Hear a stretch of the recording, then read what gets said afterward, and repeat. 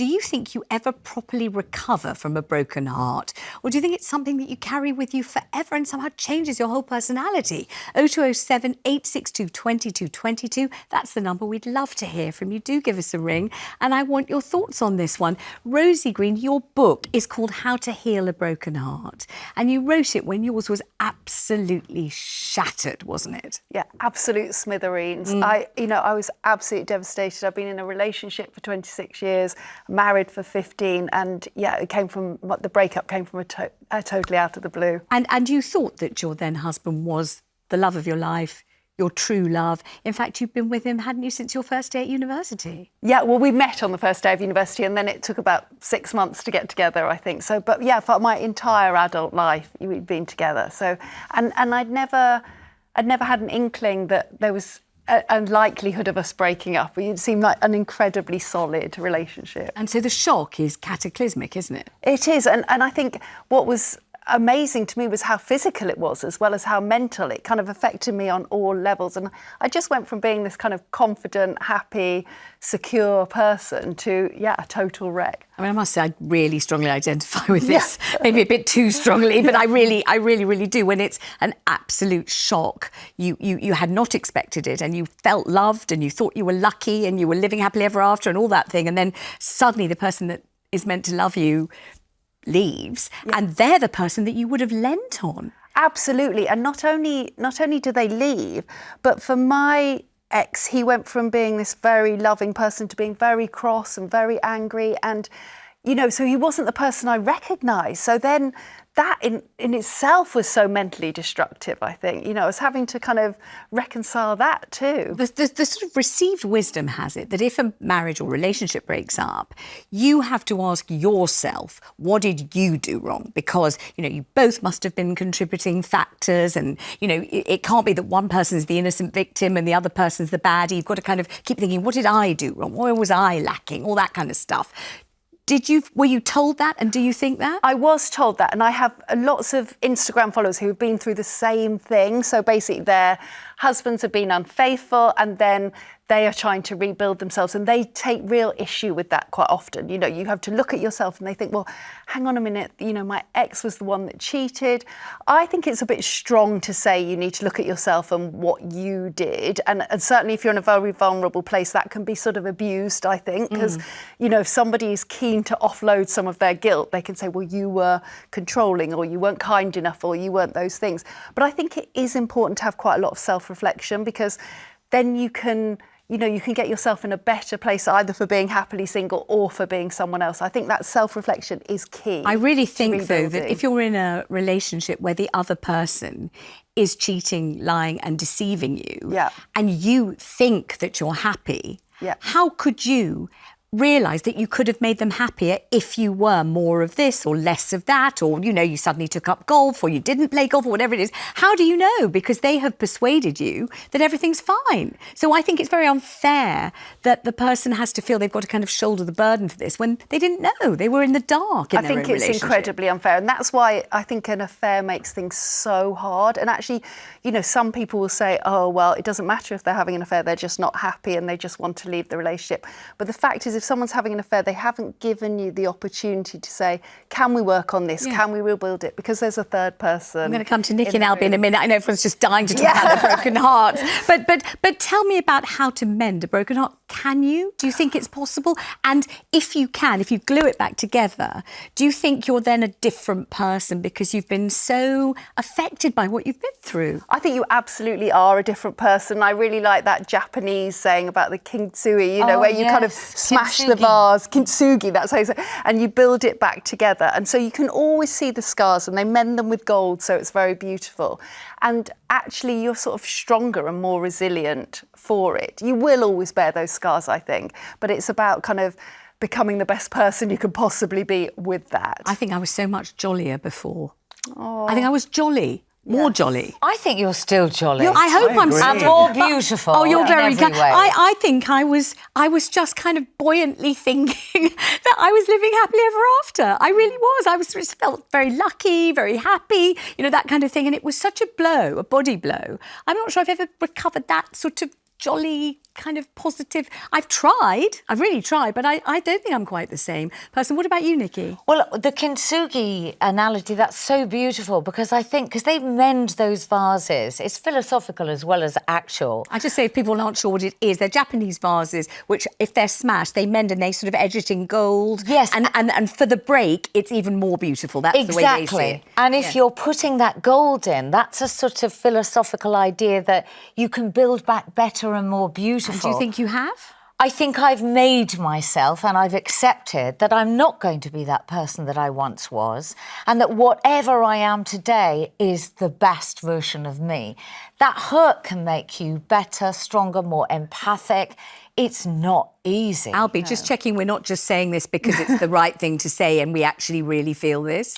I know, because I know on television you would always say, you know, you can build back better, you can be more you can't always. But is that true? I don't want to say it if it's not true. No, that's what I want to say. I feel quite triggered having this conversation, actually, because heartbreak can be really hard and it can be really difficult. True. And I think one of the things that I really didn't like when I was going through a really tough time and I was heartbroken was people saying, oh, you'll be a better person afterwards. Yeah. Because there might be people watching at home who are going through heartbreak. Yeah. And actually, when people told me that, I didn't want to hear I'll be a better person at some point in the future. I want to know how I can feel better now, or I want someone to just tell me, do you know what, this is really terrible and what's happened is awful and you're going to feel dreadful. And actually, you might never be the same again. But that's okay, because if you didn't feel dreadful now, then you wouldn't be human. That's true. I mean, it definitely is part of the human experience. You've had an incredible response to your book, Rosie, and to your honesty. Yes, and actually we were talking earlier, weren't we, about the honesty, and actually, you know, at the time I did get quite a lot of criticism talking about it because people would say it's not fair on your children. I think that's one that's always levied at women, and I think it is hard for the children to have their sort of, you know, their family life written about. But I had so many women write to me, especially, as we say, people whose partners had affairs, because it's a very lonely place to be. Yes. And there are sort of certain actions that people do, especially the sort of anger and the crossness, that people really needed to hear that there's a sort of similar pattern to behaviour. I think the other thing is it's such a deep and profound rejection. Yes. And what's being rejected? You're being rejected. Yes. And you can't repackage it to yourself. I mean, you wanted to be with them and they did not want to be with you. You loved them and they obviously didn't love you, or certainly not enough to want to stay with you. You trusted them. They deceived you. You know, I felt like, gosh, one of the things I can usually cling to is I'm quite bright. I'm quite a bright person, but I didn't twig any of this. So how bright can I really be? How fanciful can you be? How sexy can you be? How much fun can you be? Answer, well, obviously not enough. And it's very hard, this, Nikki, as you were saying, to build back better when you've been really properly crushed under the heel of the person whose job on earth was to love you, for God's sake. And also, you have been rejected. You know, people use these words like, I'm a failure. And no matter how many times somebody says, oh, you'll be fine. Oh, you know, what doesn't kill you makes you stronger. They're platitudes when you're feeling that pain. That's the thing. Let's go to Katie in Caerphilly, who's got some positive stuff to say. Katie, have you had your heart broken, my love? Well, I have felt brokenhearted in a devastating way, probably twice in my life. Right. And how did you cope? What happened? Well, I was very young the first time, and I think I'd got a lot to learn. But the second time, my husband and I decided to separate. And I think it was fair to say it was more his decision than mine at that point. We'd had a very difficult time.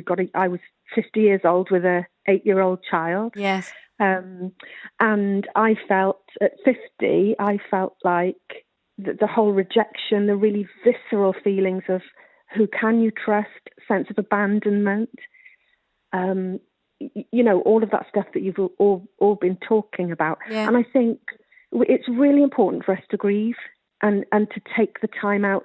You know, I remember taking a week off work and just crying for the whole week. Oh, my gosh. Because it felt like but I did that deliberately. It felt like my whole life had been smashed apart. Yeah. How was I going to be a single mum? There was all of that stigma. But I really realised that for my child, I needed to do my best. And I think having a child for me probably made it a little bit easier, because you want to be there for that child still, of course. but I mean, I then went on a bit of a journey of discovery, because I really read up about my attachment style. Yeah. I took some counselling. We can tell you took counselling because you said attachment style. If you hadn't taken counselling, you'd never know that phrase in a million years. To tell you the truth, I'm not quite sure what it means. It's about how you attach to other people in relationships, whether you have intimacy, whether you're sort of aloof. It's that kind of thing, isn't it? Exactly. Yeah, it is. yeah. And it's, there are set attachment styles, but you can work with those. So I know that I had the most complex, which made me very... what's the word? Needy? Very attached to needy, probably. Yes. Okay, let's get to the punchline, my darling, because we've got lots of calls coming in. So I need to know, how are you now? This is the crucial thing. Great. You're I'm great. I've got a brilliant. wonderful new partner. I did a lot of work, and I would suggest one book that I would recommend to people. Rosie's, of course. I'm sure it's really good. It is really good. It is really good. I've read it. And I've learned chunks of it by heart. I was thinking of having some of it tattooed. I'm not joking, on parts of my anatomy, because it really is good. And I don't say that every day. It's really a damn good book. It's so honest. It makes you feel like absolutely squeezing your eyeballs out. It's really excellent. Which is the one that you recommend, Kim? It's called Radical Acceptance by a lady called Tara Brach. Struth. Who really helps you to radically accept the situation. Don't know what that means, but I don't mind finding out. Katie, thank you. Let's go to Julie in Glasgow. Now, Julie obviously was completely heartbroken because her husband died. And Julie, you're on the line to tell us that kind of heartbreak, even that kind of heartbreak, you can somehow piece yourself back together after that. Yes, you can. And it's over 5 years now, but I have nice friends. I hadn't had a holiday for about 20 years. John went in for a heart operation, came out with a stroke. Oh. And you would have liked him, Vanessa. He was a super guy. And he was very talented. But the thing is this, what happened was we went on one holiday and discovered he had to get help going from place to place with a stroke, so his right side was affected. So anyway, that was me, and then he died, as I say, and I started going with friends on holiday, and lovely friends, and what happened was I had them, but this past year I went with them.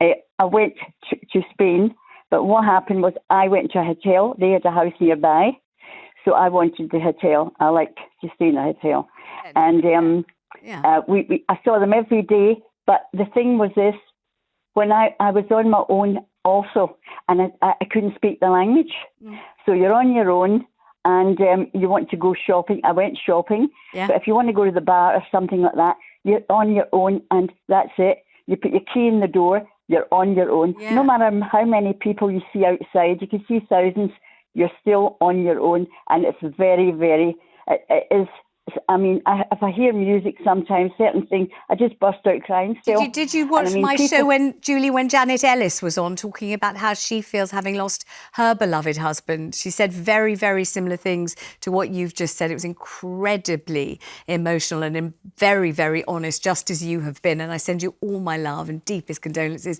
Thank you so much for calling, and thanks for being so honest about it. Let's talk to Sue in Norfolk. Sue, you had your heart quite badly broken, did you? I did, yes, a bit like all of you. I totally came out of the blue. I thought we were doing forever and old age together, and the relationship ended. And yeah, devastated. And then picked myself up and thought, I've been in a relationship from a teenager, never been single. And then one day in October, I had a heart attack, which was brought on through stress, and I 100% think it was because of the breakup. I think we have this survival mechanism, and we are going to survive, and we have to. But from there, I think life is very precious. I'm not sure if I trust people anymore. I keep myself very safe.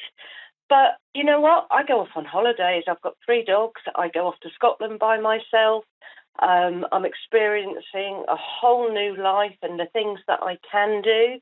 anything that scares me. With this one, because I don't know if you know that when Channel 5 showed the snooker last week, and I went off to Ireland by myself. I had 5 nights on my own, and it's not something I ever thought I A, could do, B, would do. Certainly not something I ever wanted to do in a million years. I think both my girls, my adult daughters, thought that I'd be phoning every 10 minutes sobbing, and then I'd come back on a plane on day 2 or something. But I didn't. I was okay, Sue, just like you've been okay. I was all right. I'm not saying it's my favourite thing, but it was all right.